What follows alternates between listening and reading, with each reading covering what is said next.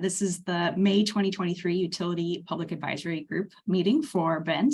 It's going to be our last time on Zoom here for a little bit. Our next meeting is going to be that in-person tour, which we'll talk about here in a minute. But this is our usual virtual room. So welcome. Good to see folks again. I'm Aubrey Koenig, helping the city team facilitate these conversations. We have Lori and Dan again today.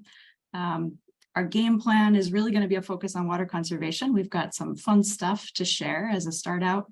And then Dan is going to walk us through some more details. And this meeting is going to be a little bit of a double header with the tour. We're going to start talking about a few things today, and then we want to regroup and see things kind of in practice when we do the tour and get some more input in June. So a bit more on that as we move forward. So I included, you might not know yet if you can attend. We're hoping everybody can join us.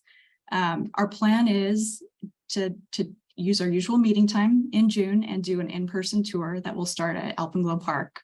We are going to do a couple locations and make arrangements to travel to see some residential developments, do a little walkthrough, then come back to the park, see the demonstration garden, and be able to stay for lunch if folks have a bit more time on their schedule. If you don't and you just want to join for the tour part, that's great too. Either way, we'd love to get an RSVP from you just to confirm, if you can or you can't make it. If you want to bring a colleague along, that is acceptable as well. Just kind of let us know so we have a good head count, and then definitely let us know if you're interested in staying for lunch so we can make arrangements to have enough food. And it'd be great to socialize a bit with folks and be able to continue the conversation. So, and maybe I can jump in and talk a little bit about what we're trying to achieve with this tour. Is, we've been talking for the past, 6 months now about a combination of stormwater and water conservation topics, right? And a lot of them we've been starting to see the opportunity for synergy and overlap in the landscape area with these topics. And I think the tour is going to be great because we're going to look at some things at a park and then at a couple of subdivisions where we can kind of go out and kick the tires and talk about what we see in terms of, why was this developed this way? How does it relate to our goals and standards?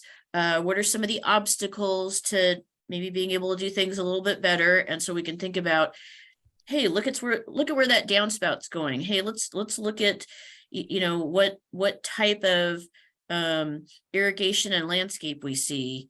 Let's talk about how the stormwater is being managed, thinking about the street and the surrounding yards and open spaces and that type of thing.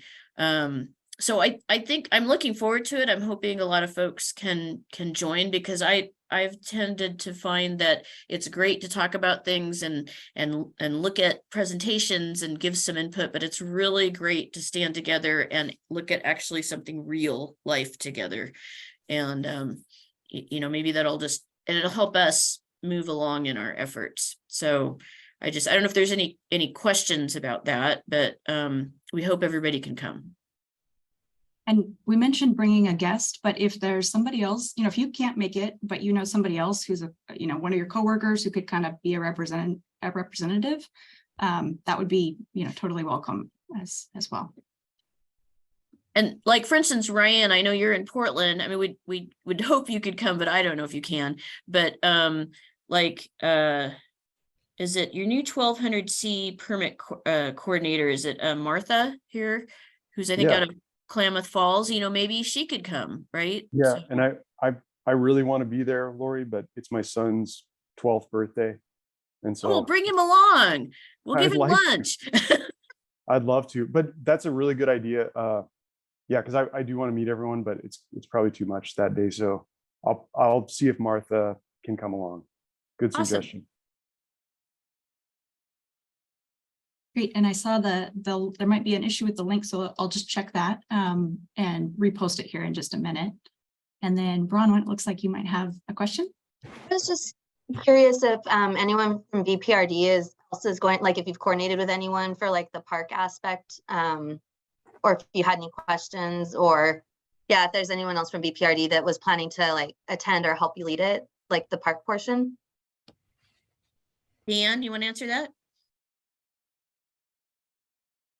No, we hadn't, Bronwyn. I think that was just it was a meeting place. The residential development that we want to take a look at is directly across the street. So we thought it was a nice place. You know, we were hoping like Amy Jo would maybe want to give a tour of like the demonstration garden there if things were looking good. But we certainly could. I mean, Oh, you don't have to. I was just curious, but I might invite my colleague Ian, who is the PM on this project, just in case. Even though I understand this is like a secondary aspect, I'll see if he's available to attend in case there end up being any park questions or design questions. Okay. That'd be great. Thanks, Bronwyn. Yeah, I mean, parks are definitely part of the discussion here, right? And how we can work together to manage some of these topics. So yeah, that'd be awesome. Any other initial questions about the tour before we move on? Pretty good. All right. We do hope to see as many folks as possible. I know I'm looking forward to it. I'm up for any tour pretty much, but all right. So Lori is gonna, if you weren't here for April, or if it just feels like a long time ago, Lori was gonna do a couple reflections here. And if anybody had any follow-on thoughts from our stormwater focus conversation last month, we just kind of wanted to bring a little of that back in for folks to continue thinking about. Yeah, so this is just a quick summary in case there was anything else folks have thought about. Sorry for all the bullets, but you know, basically we covered kind of two key topics last time. So the idea of, you know, do we have barriers to green infrastructure and low impact development, and what do those things mean? So, you know, and I wrote down from my notes some of the things that we had talked about in that regard. So that was people maybe are concerned about maintenance of certain types of green infrastructure over the long haul. Do they take a lot of space? Do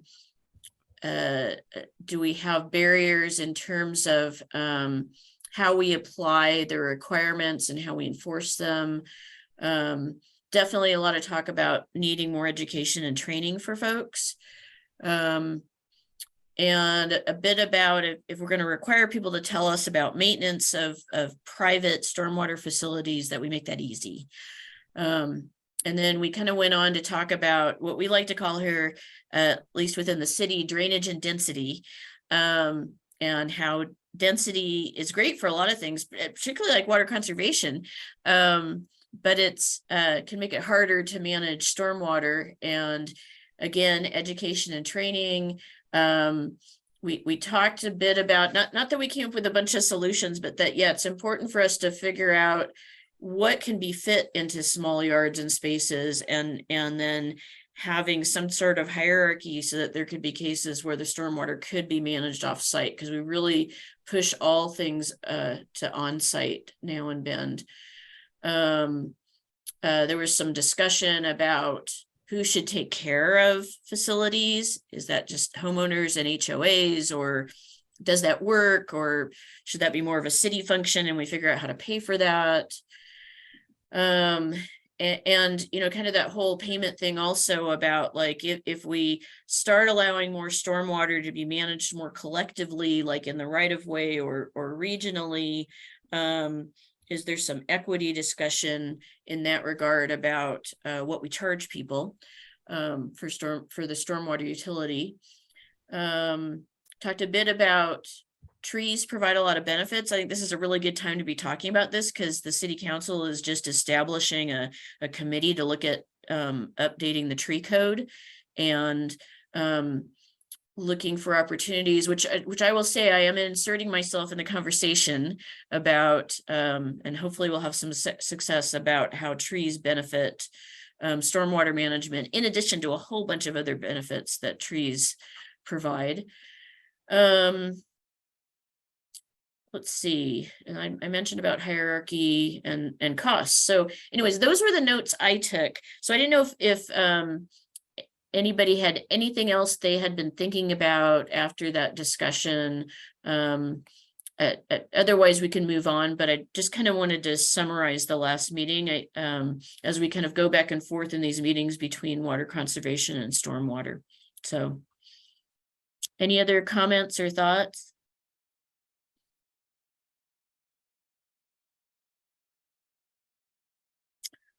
Okay, Yep. well, let me know if you do. And All we'll right, keep it's a pretty good moving. list, right? It's a pretty good, it was a Lots really of good, things it to was a talk about. really good discussion. Very much appreciated. All right. Well, with that, we're going to switch back over to water conservation. So this is our main topic for today. We did send out, these are kind of the discussion questions that we're going to sprinkle through the conversation, starting with, kind of a look at the existing standards and codes and what challenges you guys here on the call might see in following those, and then switching over to look at the proposed new standards and codes and thinking about any challenges there so that those can be addressed moving forward. And then the final spot that we wanted to spend a little time on was just how can we ensure sites are maintained to uphold those intended results. So some ideas there on how that might work moving forward. So we'll touch on each of these, but just as a preview of what is upcoming. And then I will turn the floor over to Dan. I will mention both of these documents that are pictured here on the slide were things that we sent out by email too. So if you want to get into the details there, we can resend that, or you should see them in attachments to a recent email from me. Dan? Okay, great, Aubrey, thank you. Yeah, so just an update. I think in one of our previous, maybe it's a couple months ago now, meetings, we were talking about the templates and the outreach kind of that we were developing. So we're currently utilizing that. So we're pretty excited about that, kind of creating that branding look for our program. We are wrapping up actually here within the next week or so some of our multimedia communications as well. So you should see some commercials and some billboard signage coming out, which is also going to help us with our communication awareness effort.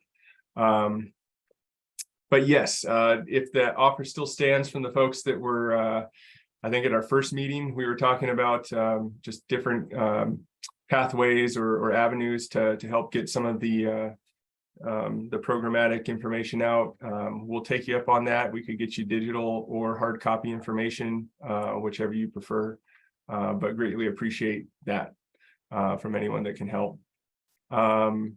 I think on the next slide, I did want to share something that we had just got some results in. So Dan, before you do that, so just we really will appreciate if folks can help us get the word out. So I mean, you could even just like type into the chat, like, yeah, I could help with that. Could you, give me something digital, or I want some hard copies or whatever it may be, and get out to your contacts. Thank you. Yeah. And there is a post on the city's Facebook page here, if that's easier to relink. I'm gonna, hopefully this link I'm shooting in here goes directly to that post if you want to reshare, to your professional groups. And then Dan had mentioned that there's printed copies of those flyers as well, if it's useful to have it kind of in a physical location. Yep. All right. Okay. So, we had talked about effectiveness of communication and, messaging and trying to tease out what our customer base was aware or not aware of as we're kind of, putting this information out there. As part of our seasonal advisory message, we included a customer survey or a community survey on there. It was a total of 8 questions, just asking general awareness and of program efforts and interests that people had. So this went out to, I think, 15,000 customers that we had emails for. We're continuing to get a trickle in of responses, but as of yesterday evening, we had 203. And so I've got the link in there. Aubrey, hopefully it'll take it to the page of the analytics. It won't let me, if you want to share your screen, we could do it that way. I'm not okay. approved person to look at the analytics. Gotcha. Okay. We may skip it here. Let me see if I can do it. We were pretty encouraged by some things. Just a quick summary while I'm pulling this up. We were encouraged by a few things that we saw. Code related, a large majority of folks were really aware of that already. And here I go, I can share that now. So yeah, just going through these quick questions real quick. Are you aware that the city of Bend has two primary water sources, right? So Dan, are you thinking you're sharing? Because you're not. Oh, there it goes. Okay. You see it now? Yes. Cool. So about half the folks were aware, others were not aware, or they knew of one but not the other, right? So, okay, that's been something we've been addressing through all our community events. We have new customer information that could be maybe reiterated on as customers come on board with the city of Bend. Something more specific to our program and our outdoor water use efforts. Are you aware where a majority of our water produced gets consumed, right? So still, not a lot of folks were aware of that, or about half were. And here's where we get kind of into the programmatic stuff, just as far as, have you been to the website? Are you aware of the program? Still not a whole lot of traction maybe on the web page, but people have heard of us or are aware that we have a program. I think that percentage is pretty good that actually went to our webpage. I mean, holy cow, it's a government agency webpage. Right. It doesn't mean they were happy with what they saw, but they went there. Right? Yeah, and then the code. So this was interesting because we started talking about things that we've been discussing in our group with kind of like the carrot and the stick, or the regulatory versus the incentive, and lots of folks aware that we have water use code. This was kind of funny that they were aware but chose not to follow them. So we got their names and admitted it. Yeah. No. But that could be various reasons, right? We realize that like horticulturally an even odd day schedule is tough when you've got maintenance routes on set days and things like that. So there could be various reasons that folks didn't follow that, but it's good to know that people are being honest and where they kind of fall with that. And then how did you hear about that? So program notifications, right, was primary. There was a lot of different other answers, but so these are primarily things that we're sending out through either our home water use reports that get mailed out monthly, or through our seasonal advisory messages, like what Aubrey put a link in there too on social media, or through our email contacts. But this was surprising that, identified an area that we need to do better at. And hopefully these communications that we got here coming out in a couple of weeks are going to address is that, folks weren't as aware of the incentives or the rebates or the monies available to them, which are, I think, a key component to helping people with, compliance of the code partner. And then just how people are feeling about, what are their top priorities, or what do they consider their priorities about water in Bend. And, this to me helped me a little bit, just in the way we're phrasing or talking about, conservation benefits or outcomes to the community. There's always the resiliency and the conservation as a source of supply. A lot of people, and this is kind of reminiscent of what we saw with people very aware of the code. People are concerned with water waste or overuse, not so much with the cost, which I thought was interesting, which is maybe why we didn't see as much interest in the rebates. If people don't feel that it's a financial burden, maybe they weren't chasing down an incentive. I don't know. And then, the types of outreach. that they're primarily using. So email seems to be effective. That's kind of reflective of what we saw with the program notifications there. And then hopefully we're going to hit some of these other ones with our multimedia campaign, with the local TV and editorials or printed news. So pretty cool. I'm happy with, we got a good number of folks to respond to that, and we continue to get more. So we will continue to review and consider all that. So Dan, I'm wondering if you want to ask folks about this, but do you feel like, since a lot of folks said they knew about our basic code, right? You're supposed to only water at these certain times. Is that support for moving beyond just education and moving to enforcement?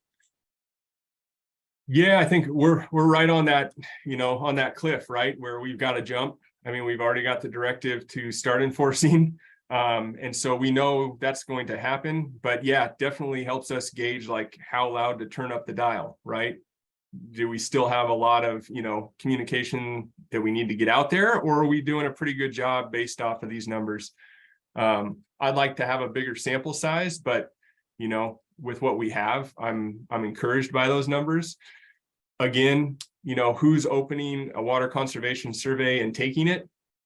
Maybe those are already the people that are, aware or in tune with this, right? So again, I'm not sure if this addresses that audience that we felt we haven't reached with kind of like, the 9 to 5 everyday, busy person, right? But I always love looking at this, and I like the data and trying to help it guide us in our efforts a little bit. But anybody else have any thoughts or questions about that, or feelings about that in general? No? Okay. Well, we can jump right into code then.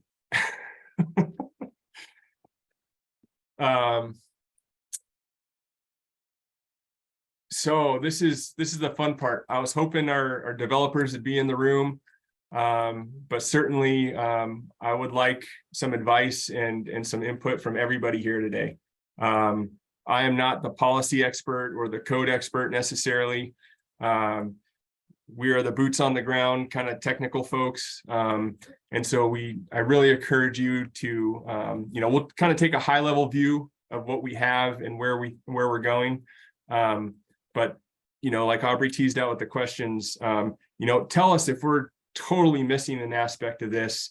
If you see like an obvious challenge to any of this that we're just overlooked because we're so hyper focused in one area, right? That happens. So I guess, as we've talked about in the past meetings, we have two parts of this. One is we do have existing code language for private development and for our right-of-ways. So one effort here is to get this inserted into the review and enforcement piece on our side. The next side of this is to add that new information and those the supplemental information probably into standards to get that water reduction effect, right? So I'm going to start off with what we have in the private development side. So that'll be our focus today. And so this will be across single family residential to commercial, kind of across the board, as far as like the development side of things. So in our building development code, chapter 3.2, this is where we start diving into the landscape review requirements for any site or development that requires a site plan review, right? It asks for us, so it has different things about tree preservation to, decks and fences to landscape. And so what we have here is the first section that calls out the need for a review of, or the submittal of a landscape plan. And those details of what should be in that plan are outlined here in 4.2.3, which I'll go through in the next slide.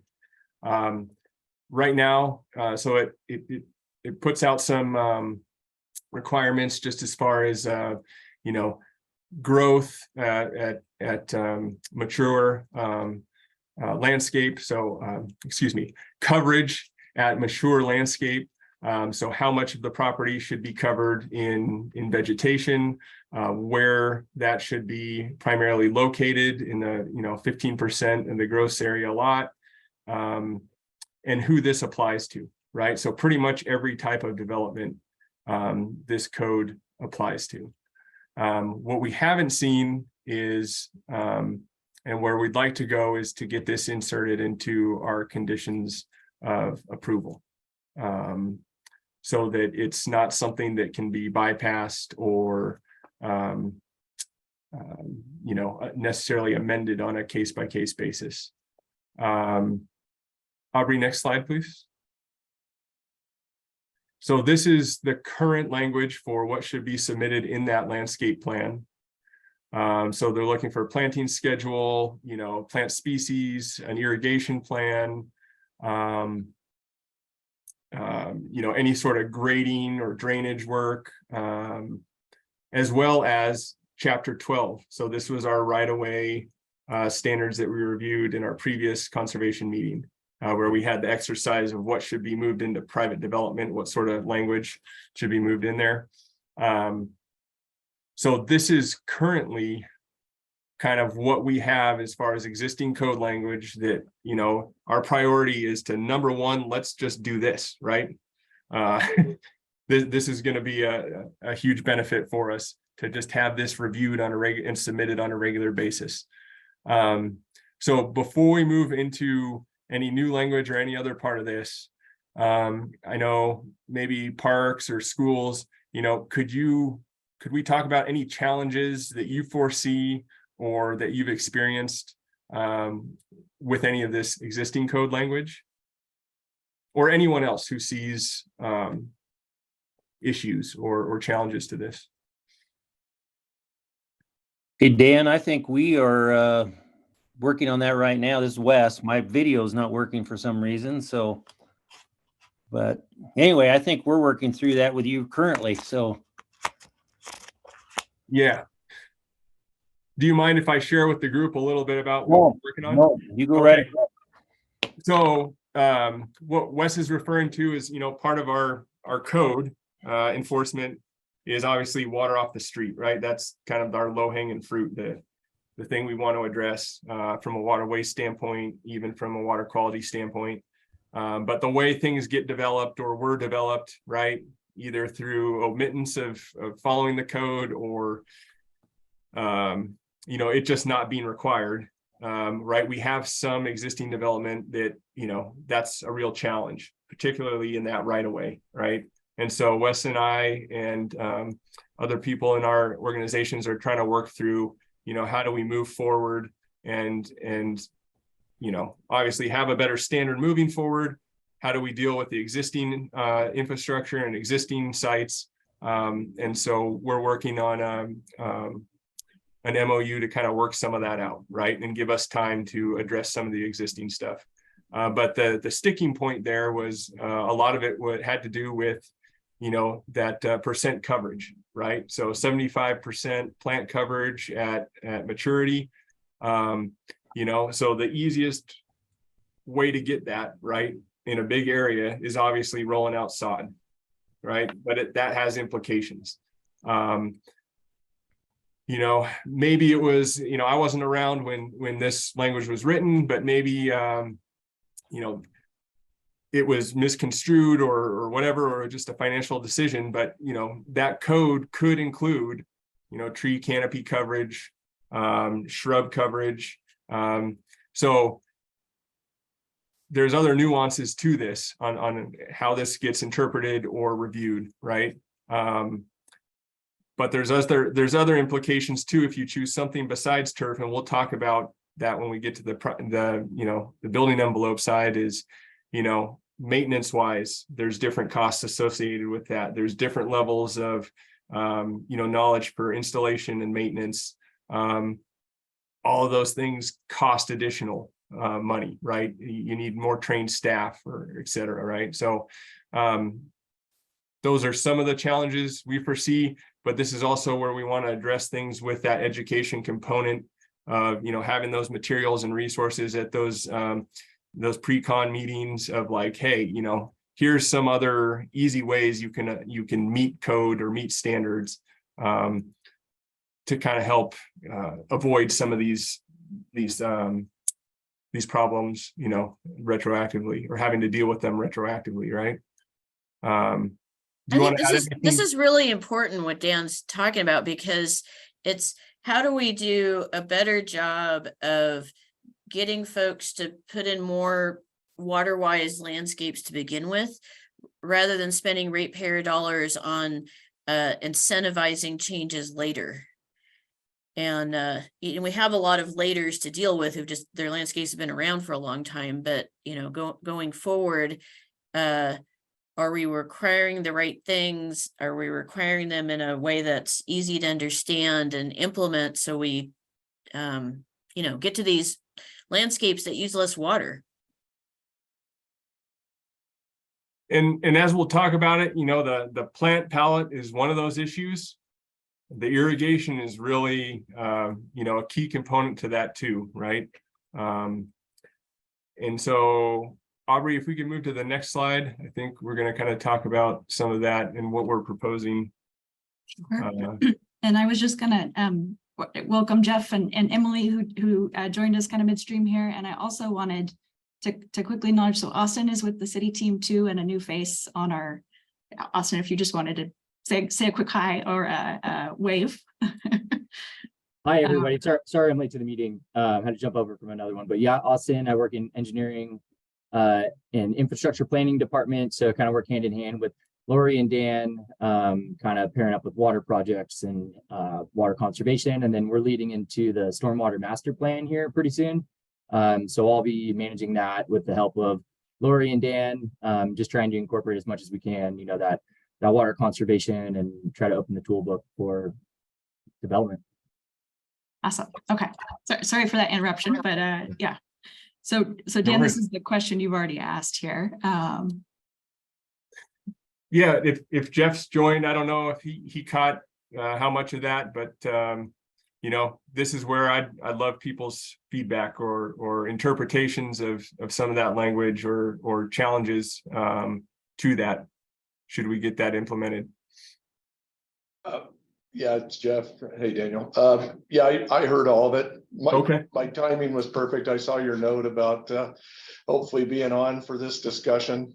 Apologize for being late. I had an emergency I was dealing with, but I literally tuned in right as you started. Okay. So, well, I appreciate you making it, Jeff. No worries. Yeah. Yeah, and I think in general, you know, with polish in our communities, I mean, yeah, we're all for, you know, that's one of the things we feel we offer in our communities, right? We put a lot of thought into our landscaping, you know, we understand trying to get towards more xeriscape type of a theme. But one thing I can say that's big with our company and our ownership group is, you're probably aware, we like to put grass in our planter strips on all of the frontage on our single family homes. That's just a preference, right? So, and I know you're trying to get away from grass. Just all I can say on our side, everything else sounds fine, right? The percentages, everything else, that's typically not an issue for us, because I think we overdo it in some senses, maybe the wrong word, but you know, we're really focused on appearances and making our communities look good. Mm-hmm. So, and we've had the issues with the water, you know, trying to keep our maintenance crews involved with constantly making sure our sprinkler heads are adjusted and we're not watering the road. You know, hopefully that gets worked out early on in the season when we first turn everything back on. But just in general, those are the only things, you know, that I see that affect us and maybe moving forward. Like I say, the grass in our planter strips out front versus some maybe transitioning to xeriscape.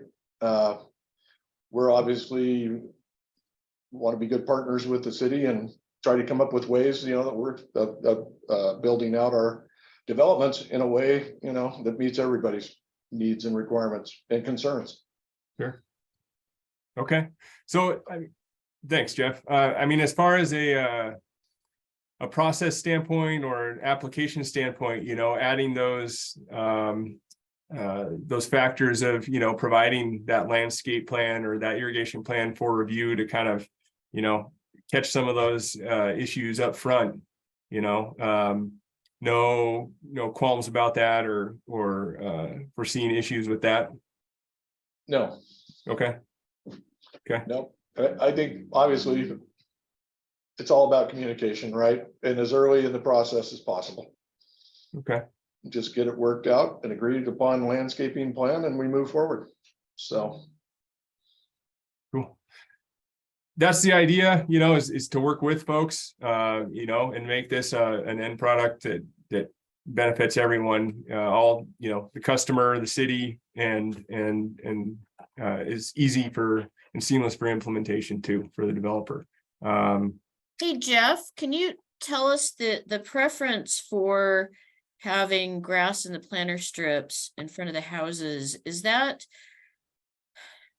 more of a kind of just a business model, or because people are really demanding it moving into these homes? Or I'm interested more in here where that comes from and how difficult it might be to maybe change that up a bit. Frankly, it's a preference of one of our owners. And I'll leave it at that. So. Thank you. I appreciate that. I could jump in and speak to that a little bit. I totally get the sea of green is a great foreground. So I mean, aesthetically, it just works, and we're kind of used to that. And I think the biggest challenge is that if it's not turf grass, what is it? And that requires a little bit more a thoughtful design process. And then two, if you can talk somebody into, you know, some low maintenance perennials and such, the flavor of what Bend is in the high desert versus people that are moving here, and kind of bring their perceptions and their ideas of what they think landscapes should be. I'm actually dealing with a design client right now from Seattle, and she just can't get over that, you know, Coosa dogwood and Japanese maple and coney grass and, like, you know, all these well drained, moist, acidic soils, you know, and it's like, well, we'll just irrigate it more. And to really try to get people to understand what the high desert landscape is, it's a major struggle. Some people get it and they want to get along and save water with us, and you know, they like the gray green and they can get into the high desert colors. But there's some people that just that perception of that we're able to control our environment and make it be what we want it to be versus working with it. And those little boulevard strips are just, you know, there's no easy way to irrigate those with overhead sprays. And so then you get into, we'll make it low maintenance plants and we'll do some drip there. And then, you know, it's 1/4 inch lines and they get, you know, maintenance is a nightmare with that if you try to rake those beds with drip lines in them. So then you end up, you know, going back to like what's easiest. And so it's exhaustive trying to figure out the solutions for everybody in that, where it's like you kind of, you know, as a developer, you're kind of like, well, this is our neighborhood, these are our standards, and this is what we're doing. You're in the high desert and we're setting the example, and you moved here, you can accommodate with us, you know, in your backyard, your little microclimates, your containers, you can do some fun stuff, but like this is the, you know, the kind of the infrastructure, the foundation of our high desert landscapes. So I don't know, I just had to share my 2 cents, but I'm exhausted having that conversation this time of year right now. So my apologies on my enthusiasm there. You hit on a lot of good points, Molly. Thank you. You know, there's the expectations that we manage to, and we'll get into some of these slides here. You know, it's the expectations of what we want the landscape to look like. You know, the intricacies of the type of irrigation we use. You know, Wes knows this quite well, of just like, you know, the type of customer that's going to go in there. Like, what can they have on their site, right? At a school, they can't have rock mulches or because kids pick them up and throw them at cars, or, you know, so it's like, there's so many complicated variables to this. And so I think the approach we're trying to take to this, that we'll get into here in just a few slides, is, you know, we want to have some options for the developer to meet their site requirements and meet their standards for, you know, their residential neighborhood or their commercial development, but still just have the bumper lanes in to guide them toward a water efficient site in general, right? So that's kind of the approach we're taking. Any other questions? Or maybe we can jump into some of that.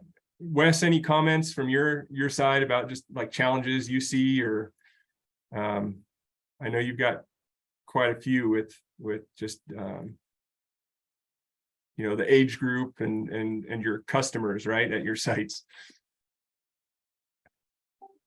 And Wes, it looked like your sound wasn't working on my end. See if I can help maybe.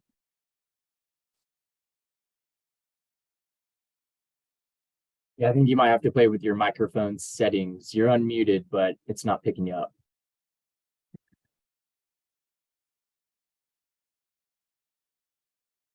Well, Aubrey, we can Yeah. move to the next slide, and then Wes can jump in when Yes. he wants. Yep. Or type in the chat. Yep. So again, just to reiterate the goals here, why we're talking about this, you know, as part of that conservation measure, cost effectiveness analysis that we did as part of our water management conservation plan. You know, this was really the biggest bang for our buck, the most water saved for compared to the amount of dollars spent on this, right? And that's because we are catching these things up front, right? So the indoor outdoor ordinances or code language was a way to you know, build out into the future, and to Lori's point, you know, address the water demands into the future, and have the rest of these incentives and rebates to bring the existing construction up to that new standard, right? So that's where we think we need to spend more money to bring the existing stuff up. But, you know, as far as a cost effectiveness measure, the landscape ordinance was right up there for us. So some of our goals here, again, let's enforce what we already have written. You know, let's build a better product for our customers long-term, right? Because they're left with the water bill, or they're left with the implications of the landscape that gets put in long-term. You know, and then really what we're talking about, you know, we've engaged the green industry on this, the difference of developing, you know, pretty close to what we're suggesting here, or with a different scheme, or with a different layout, is not that much more expensive when it's rolled into a 30-year loan. I mean, we're talking about a couple of $1,000s rolled into the cost of the home. It's you know, financially, it's not going to make that big of a drop of the bucket for the customer who's purchasing that home. We don't think, but I'd love to hear your thoughts too. And then, you know, we get so much feedback. I got 3 emails in my inbox right now from people in new developments that are, you know, reaching out for help because their HOA adopted a CC&R that says they must have turf in the street strip or in the front yard. And what can we do? We don't want this. We're going to go to the city and fight it. And, you know, it's hard to say, well, it's written here in our code language.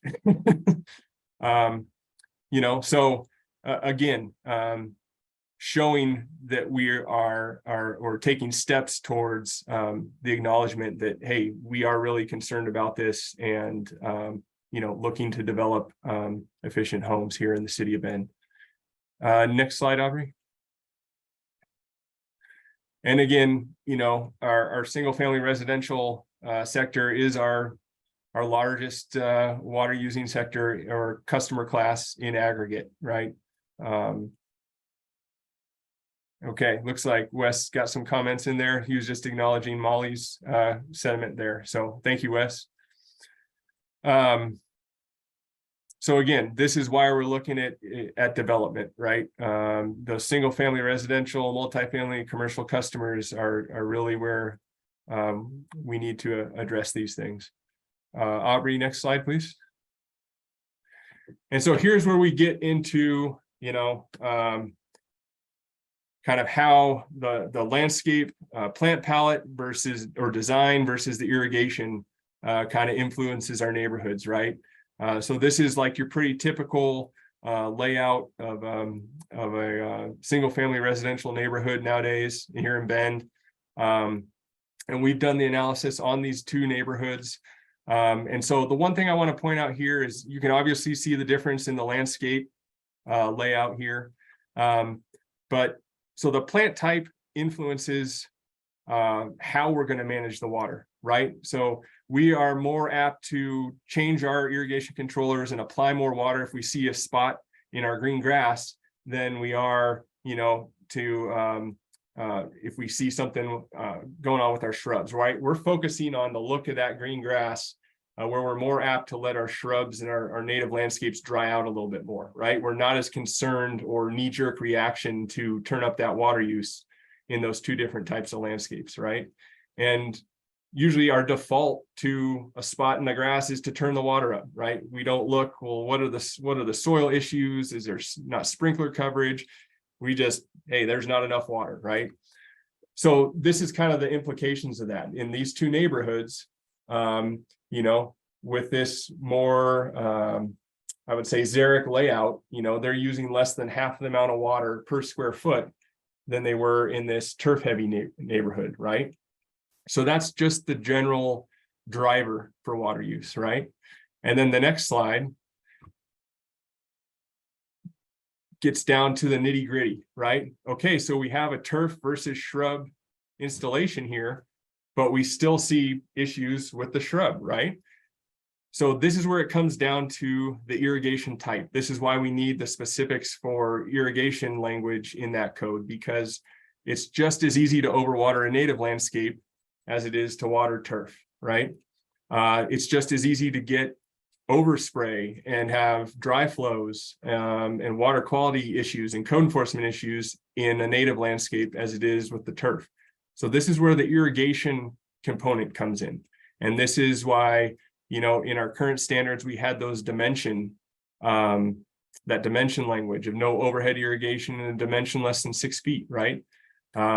Because they are not all perfect little squares like this one, right? They're in reality, they're 2 foot wide, you know, curved arc street strips, and it's almost impossible to irrigate that with overhead irrigation without overspray, unless you've got them on like a 4 foot head on center and just perfectly dialed in. And then you get into pressures and all sorts of other things that can wreak havoc, right? So the irrigation type influences the level of waste as that water is applied, right? So we've got our management, you know, what we think we need to apply water to that crop, or how much we think we need to apply to that crop. And then the irrigation has the implication of how much is wasted, right? So the overuse, or what runs down the street, or what evaporates or gets blown around because the pressure is too high, right? So the irrigation is meant, language is meant to address the efficiency, right? So we can kind of prevent this from happening. And there's, you know, to Molly's point, there are challenges with this, right? What type of irrigation works best in what scenario? But this is something we've said in our program a lot, and we've said it to contractors. You just have to try, right? Yeah, it might not be easy, but you have to try. And there are cities around here. We were just talking with Sisters, you know, who's trying to address this in all of their right-of-ways. And there's other cities in Central Oregon that realize the challenge and realize that, hey, we can't have this type of irrigation here in these areas throughout the city. And, you know, they're going to all subsurface, right? If that works for them, fantastic. That is an option, right? And so when we're talking about this code, we want to allow all the options for, you know, these landscape architects, for these irrigation designers, just with those bumper lanes on it, right? Just stay within here and you know, create your landscape. Aubrey, next slide, please. So any questions before we kind of move into what we're thinking is a path forward on this, or comments?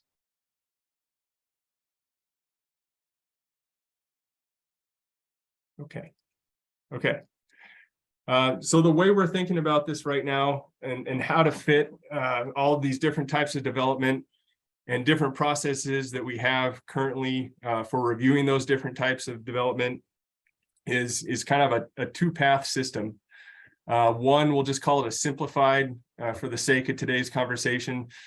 It will be kind of for your smaller developments, your building permit type developments, which is more of like a self-certification checklist of items, right?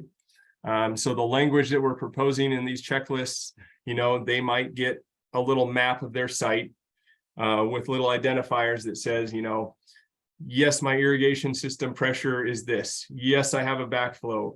Yes, I don't have any overhead irrigation in my right-of-way strip. Yes, so on, right? Yes, we're capturing stormwater, that sort of thing. The second half of that would be maybe, and that could be a pathway for a master plan development if they wanted to as well, right? It doesn't have to be one or the other. The other option was for folks that maybe wanted a more customized approach, right? Or they don't want a cookie cutter type landscape. So this would allow for more design flexibility with the guidelines that on that irrigation and landscape plan, they would provide an expected budget for that landscape of how much water this landscape is going to use per year. And we would provide, the guidelines of what is a budget, how do you come up with that, what it looks like, and then what our criteria is for that budget. It sounds complicated, but it's not really. I mean, any landscape architect should be familiar with this. And it's used all over the place, and we use it in our program all the time. It can be done, but it is an extra step to that landscape plan, right? And then they would submit that with their landscape plan, just to show us right off the bat, here's the plant composition, here's what we expect in water use, and it's easily reviewable by our staff. Next slide, please, Aubrey. And I think maybe I'll just don't want to put you on the spot here too much, Dan, but one of the ideas that we have is to bring sort of the draft concept for what this simplified checklist could be to the tour, and then get your guys' feedback and reactions while we're there, and have some time for more conversation. So just a little promo. Sorry, Dan, go ahead. No, that's good. Thanks, Aubrey. So what we're hoping, this isn't exactly what we'd have, but this is just an example for this presentation of, on that simplified checklist, kind of what that property owner or that developer might get, right? And, these different areas throughout the landscape that they've identified that they've met these criteria, and something that's super easy for us to check, right? So these are kind of simplified versions of, what would be in that design friendly or that water budget type submission. So we're thinking it's, probably a more prescriptive style approach. It could be used in, 4 less dwelling units, but it could be scaled up to a larger development.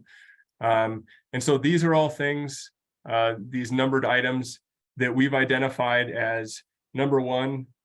It's going to create the water savings that we need to get per home, but also is going to help us solve some of our water waste issues, right? And prevent, us coming down the road after they've taken occupancy and said, hey, knocking on the door, you got a water waste violation. That's going to cost you $400 a day, right?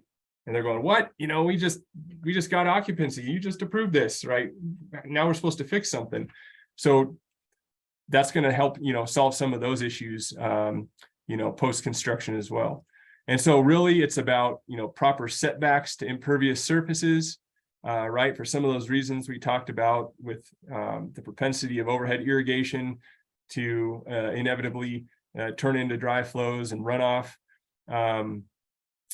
Pressure regulation, that's already a new standard, through the energy bill. but is also one that, you know, it helps the system function hydraulically better. It slows the flow of water down. We get more infiltration into the soil. You don't get as much atomization and drift from the sprinklers. You know, more water is getting to the plant material that needs it, which equals less runtime. It equals less runoff, right? So all these things that are just simple checklist items that we think are really going to help build a better landscape. So this would be something we would develop and include with educational resources of, you know, for the builder or for the applicant. Any questions with this? Okay, we could go to the second one, Aubrey. And again, this is a high-level view. We'll develop that specific language and have that outlined for everybody if they're interested. The customized approach, obviously, we want to meet a water budget, right? And so for anybody that's familiar, we want a landscape coefficient of 0.5. What that equals out to is a plant ratio of about 20% turf and 80% shrubs, right? If they have that composition in their landscape, and of course, you know, it can't all be like Japanese maples and things like that, but that will equal that will help them meet that landscape coefficient. So there is a little bit of work when they're picking their plant palette, you know, to know what the water requirement of those plants are, whether those are high, medium, or low water use plants. That information can be provided to them, right? If they just don't know where to start, you know, we have the resources, we have the connections with the green industry to put that information in front of them, okay? And essentially what we're asking from them is when you create your landscape plan, give us that water budget that meets a 0.5 and that meets our existing row standards and our irrigation standards, right? So some of those, the row standards already exist, the irrigation standards, that would be supplemental language to our standard in our engineering or in our engineering document. Any questions on this?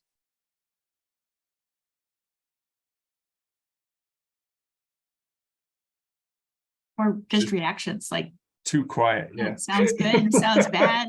I know somebody's thinking something about this. Said my preference for turf in the planter strips. So know- what's interesting about that, Jeff, is and Dan and I are gonna have a conversation later this week with our an internal engineering group, but we believe our current standards say turf's not allowed in the planter strip in the right of way. However, we keep seeing developments built that way, and we're not sure. We're trying to explore, like, is the language not clear? And it might not be. Dan and I have been looking at it a little bit.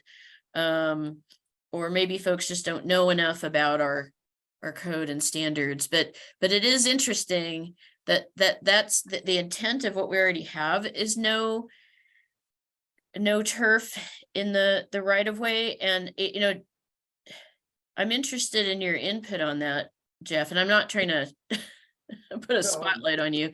You guys do No, great it's okay. developments, but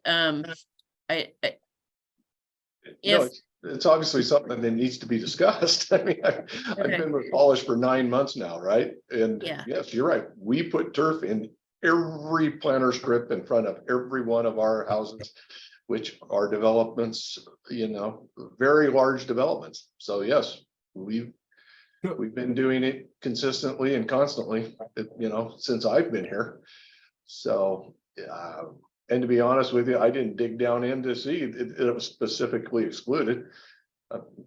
Assumed it was allowed. We've been doing it. So, Yeah. and we haven't been told to stop.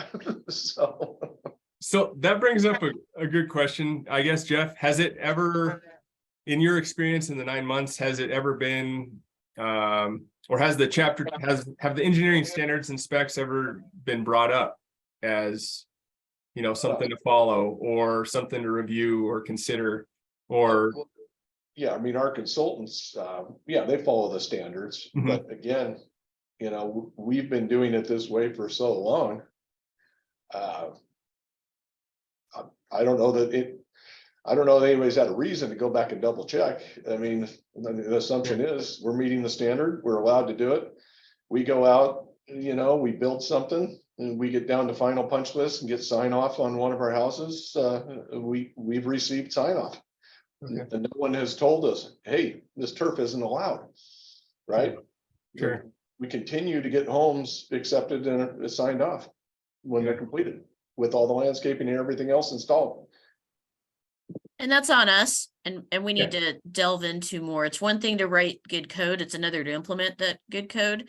Right. And so some of this is just still fairly new, but yeah, we need to figure this out in terms of just, here's what it says, how do we make sure it's implemented, but then also being considerate of, is it, I've heard from you, Jeff, and we also heard from Wes that it's hard for us to do something else. Right. So, you know, maybe, you know, the way Dan has this offered right now is that the right of way, nope, you can't build it that way.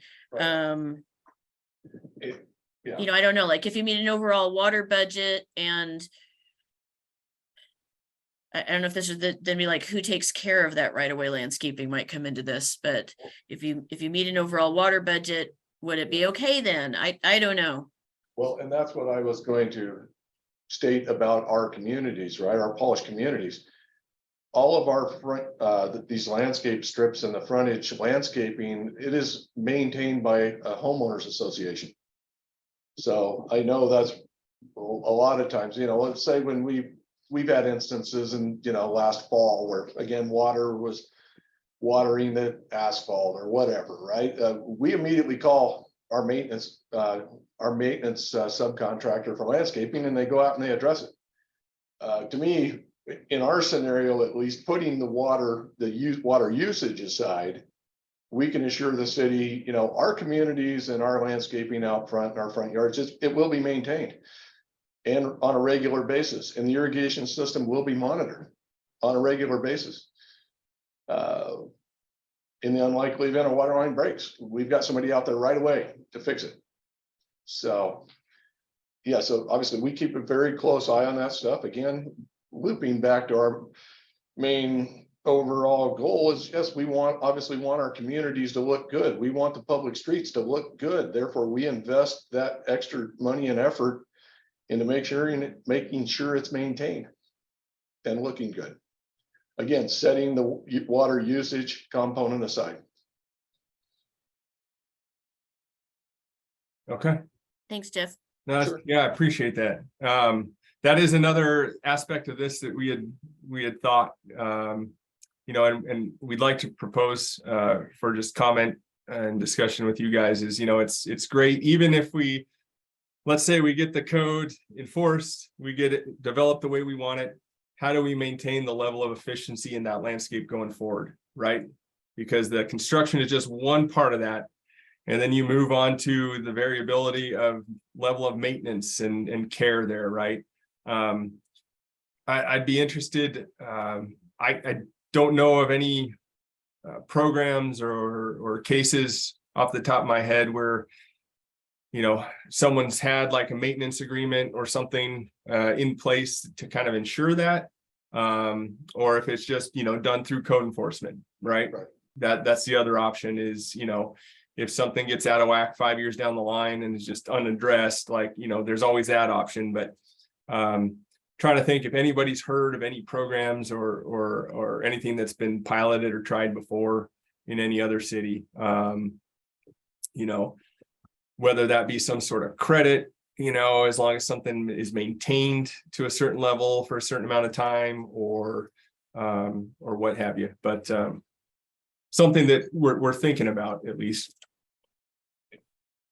And I'd like to say, to me, that's one of the most important questions about this whole quote unquote issue, right?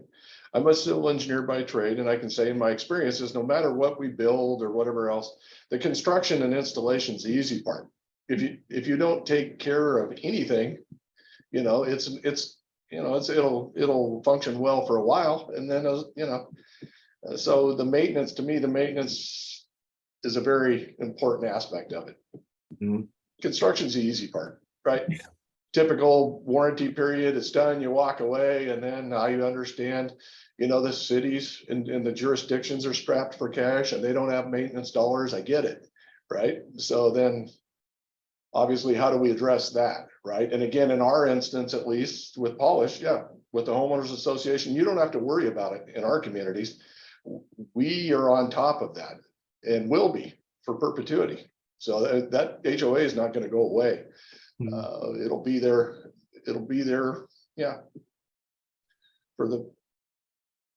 Yeah. So maybe it's more of just, a customer education and a community education and a green industry education component, to get those maintenance companies, aware of bring them into this process. So they're aware of, what the differences are in the maintenance of these or what the expectations are.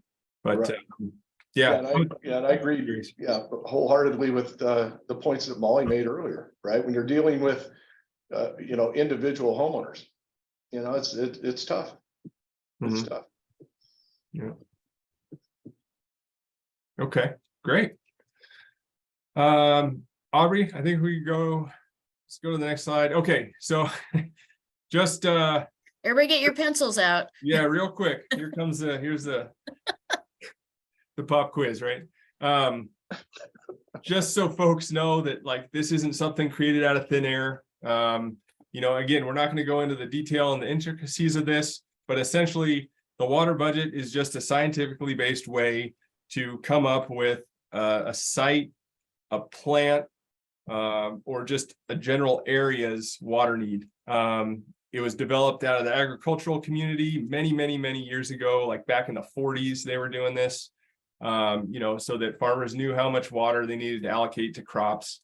And over the years, it's been, the same theory, it's just another crop we're growing, right? With some different intricacies of a different environment, right? Than your agricultural setting.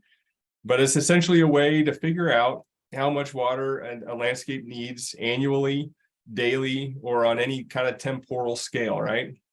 And the factors are ETO, which is just a abbreviation of a fancy word for saying weather, right? It's evapotranspiration, how much water evaporates and transpires through the plant.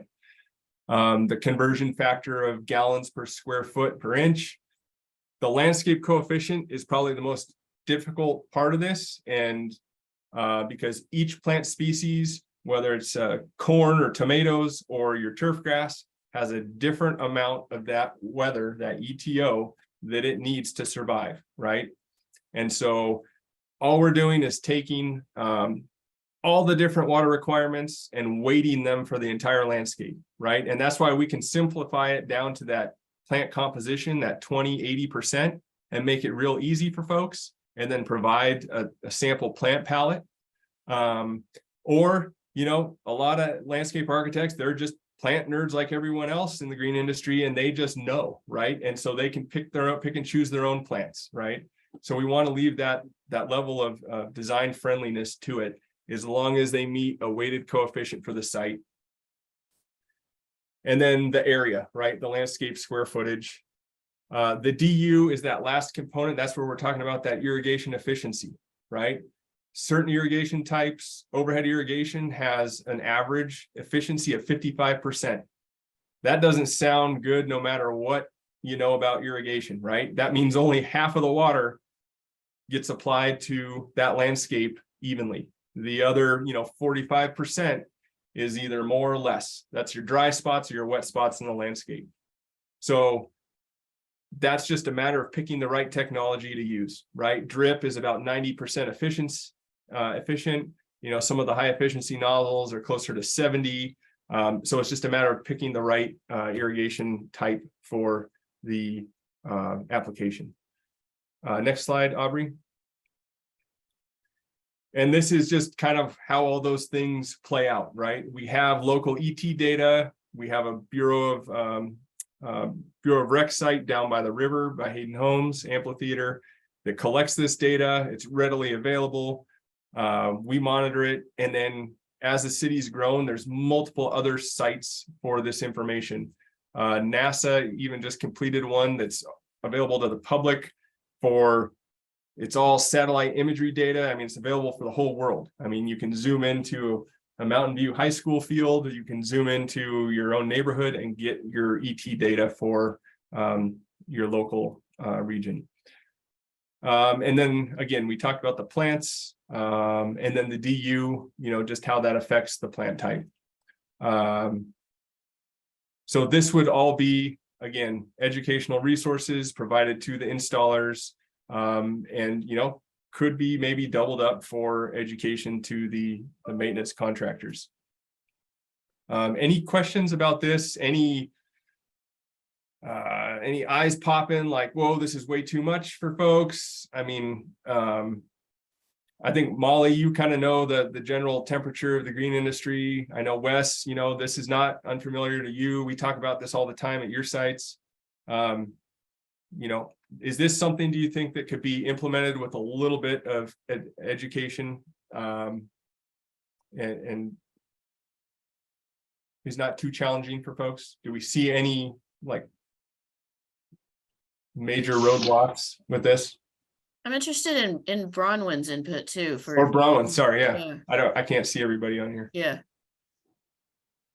Well, I feel like it's a little bit harder for me to weigh in. No, not harder for me to weigh in, but I feel like as parks, with us having our own maintenance department, like a lot of what you're talking about with like the landscape plans and the irrigation plans, those are practices that we already have in place. And like, for example, going back even to like the grass landscape strips, our staff does not like those at all because they're really hard to maintain. Sorry, I have a visitor.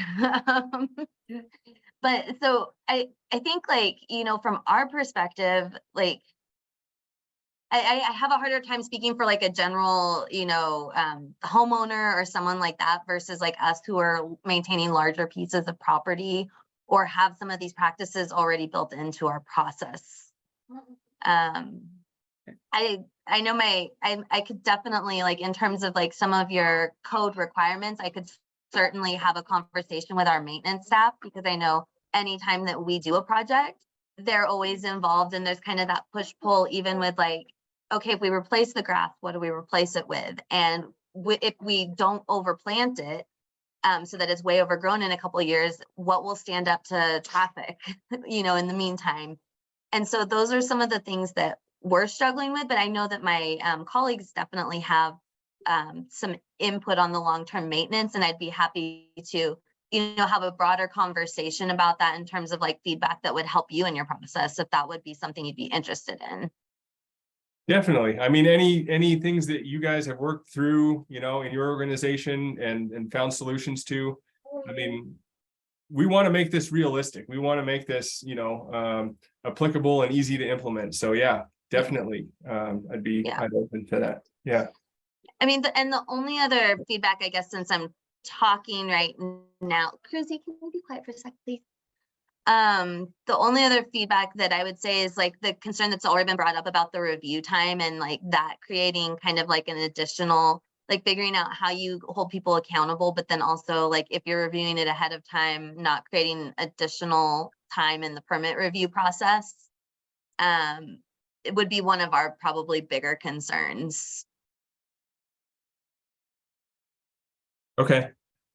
Yeah, that's something that we're thinking of, as we move forward with this, is like, what are we going to offer, to not cause an additional time lag or major speed bumps to that, but still be able to quality control things to the point that we need to, right? Yep. I guess, Jeff, any questions there on that same note of just permit review and application process times or concerns that you have? No. Experiences with that? No? Okay. Is the idea that the simplified Nothing to share with approach the might group. speed things up too? Okay. What was that, Aubrey? Sorry, I didn't mean to pile on there, Jeff, but I was just curious, is the idea with the simplified approach that might be a quick process for at least a portion of applicants. Yeah, definitely. Because again, it's not just the developers and the installers we have to educate, it's working with our own planners, making it a simplified process for them too, right? Okay. I think that was it, other than, the last question there. In general, I guess here, any last thoughts or for discussion, or we could just, if you think of those after the meeting, again, putting those in the Muri for us. I was gonna say about the last slide that you had up, just real quick, even though that this definitely is a place where a lot of landscape contractors' eyes start to kind of glaze over. It's not just because it's hard doesn't mean that we shouldn't do it.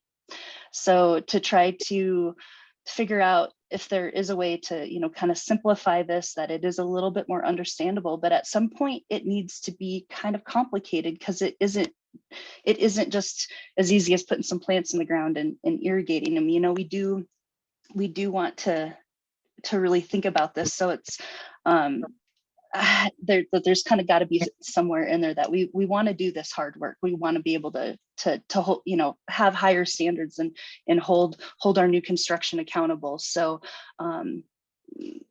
there's some places that, some eyes glaze over and some get big and excited. Like this kind of is my jam, and people, more contractors need to be thinking this way too. So again, kind of setting that example and setting those standards. I think it's worth the hard work that we need to do to make this happen. So I just wanted to share that. Thanks, Molly. I see Austin has his hand up. Yeah, I think I'd just be remiss to miss this opportunity to do a stormwater plug. With everything you're talking about, rain gardens, like there's so many, really great ways where, we can bring like two seemingly challenging topics right now of, densification and stormwater management, as well as like water conservation and the type of landscaping. And so, that's just definitely something, as we move through this. I don't know if there's anything a part of like the simplified approach, or maybe we can like bring some of that in. Maybe there's some more allowances that get, or I don't want to say forgiveness, but something where if you're utilizing on-site stormwater to help manage. And then two things we're doing there, not only when we're talking about aesthetics, and I know a large unvegetated drainage swale is probably not everybody's favorite front yard, but if we start putting a little bit more intention into that and looking at it through a landscape architect, I think there's some really good potential there. So just a little plug for that. Yeah, I think to your point, Austin, I think some of our code existing right now says, if you have a vegetated swale, that can count towards some of that coverage area too. So there's creative ways to, I think, blend these and still, again, like you said, maybe not in everybody's front yard, but in portions of the landscape where it makes sense. Yeah, for sure.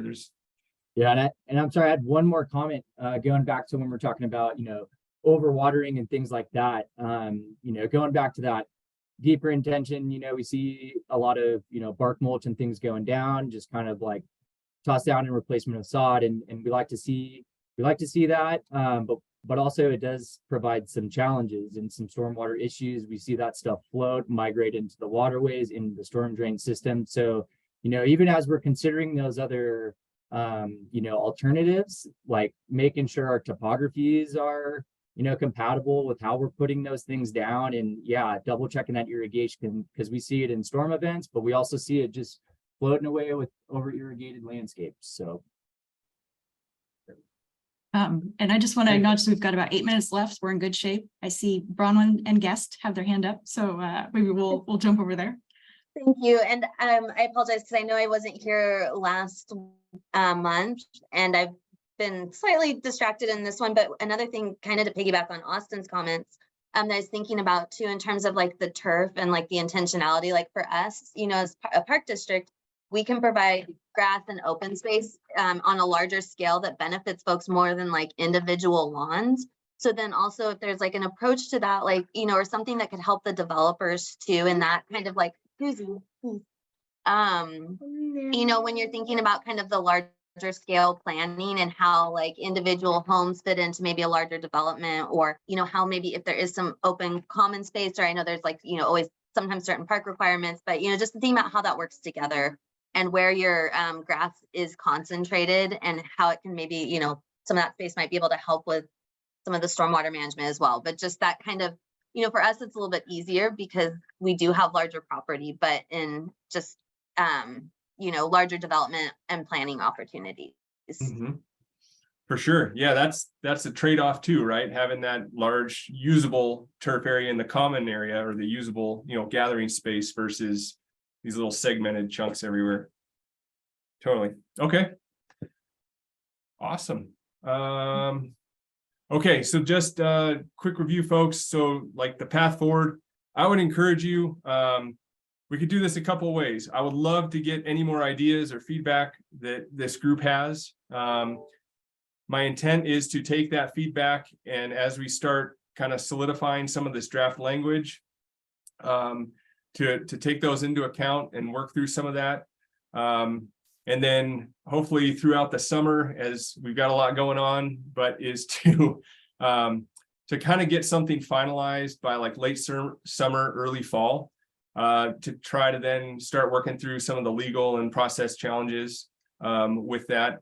And then, you know, at the same time, simultaneously, we're in constant development of our new communications, right? So that's a time for us to, you know, build that supporting documentation or the supporting resources to help with the onboarding of that.